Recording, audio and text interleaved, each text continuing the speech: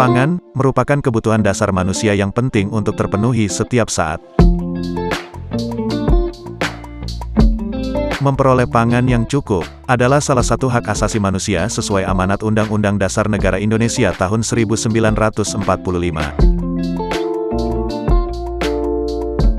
Sebagai kebutuhan dasar dan salah satu hak asasi manusia, pangan sangat berperan penting bagi kehidupan suatu bangsa.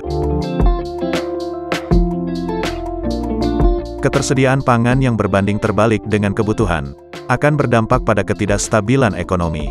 Terganggunya ketahanan pangan akan menimbulkan gejolak sosial dan politik. Kritisnya kondisi pangan tidak hanya membahayakan stabilitas ekonomi, tapi juga kestabilan nasional. Di Indonesia, pangan diidentikan dengan beras sebagai makanan pokok. Kenangan krisis ekonomi 98, di mana kenaikan harga beras meroket, menyebabkan krisis multidimensi di Indonesia.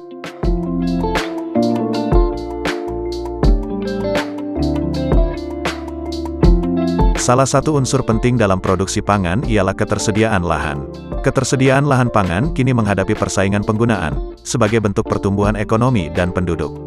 Alih fungsi lahan pertanian ke non-pertanian yang terjadi saat ini, menyebabkan penurunan areal lahan pertanian pangan.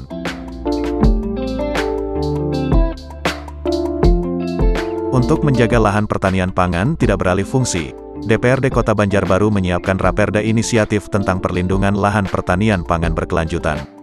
Draft Raperda LP2B ini telah melalui tahap uji publik beberapa waktu lalu. Sebagai ibu kota Provinsi Kalimantan Selatan yang baru, tentu sektor pertanian perlu menjadi perhatian lebih dari pemerintah Kota Banjarbaru. Terkait Raperda lahan pertanian berkelanjutan ini Pak, ini bagaimana respon dari eksekutif? Itu kan Raperda Inisiatif DPRD Pak Wali. Ya kalau kita menyambut baik begitu. Banjarbaru hari ini ibu kota Kalimantan Selatan. Kita membangun dengan konsep kota begitu. Nah jangan sampai juga di waktu-waktu yang akan datang kebutuhan kota ini harus didatangkan dari daerah lain. Jadi Banjarbaru kita berharap bisa menjadi kota mandiri yang bisa melengkapi kebutuhannya ini dari daerah sendiri. Di KP3 sangat mendukung sekali dengan perda ini, sehingga kami tadi juga berkoordinasi insya Allah dalam waktu dekat dengan para petani, lahan yang disiapkan untuk dijadikan lahan perlindungan pertanian di Kota Banjarbaru, sehingga masyarakat petani bisa terlindungi lahannya, dan juga produksi pangan di Kota Banjarbaru bisa terjaga dan konsisten, khususnya bahan pokok. Kalau mengenai ketersediaan lahan, saya kira dengan kondisi existing sekarang mencari 1.000 itu bukan hal yang susah, karena kita punya potensi hampir 4.000 sebenarnya untuk potensi sawah, dan yang existing di sekitaran angka 1.700 sampai 1.800. Jadi kalau dari 1.700 itu diambil 1.000, saya kira insyaallah dapat.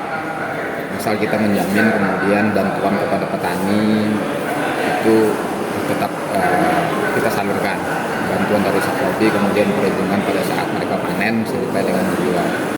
Berdasarkan kajian kami dari draft Raperda Rancangan Peraturan Daerah Kota Banjarbaru tentang penyelenggaraan lahan pertanian berkelanjutan, ini sudah sejalan sama dengan apa yang ada dalam Peraturan Daerah Provinsi Kalimantan Selatan nomor 2 tahun 2014 tentang penyelenggaraan lahan pertanian berkelanjutan di Provinsi Kalimantan Selatan. Tentu harapannya adalah peraturan daerah ini bisa memberikan manfaat kepada warga Kota Banjarbaru, khususnya bagi kelompok tani yang melakukan pengelolaan pada lahan pertanian berkelanjutan yang seluas 1.000 hektar yang ditetapkan dalam Raperda ini.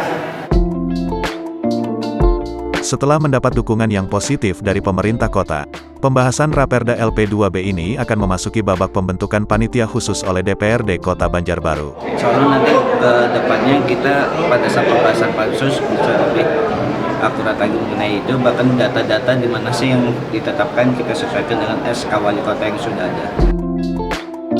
Dalam pansus tersebut akan dibahas hal-hal mendetil, serta masukan dari Satuan Perangkat Kerja Daerah terkait dengan penerapan perlindungan LP2B di Kota Banjarbaru.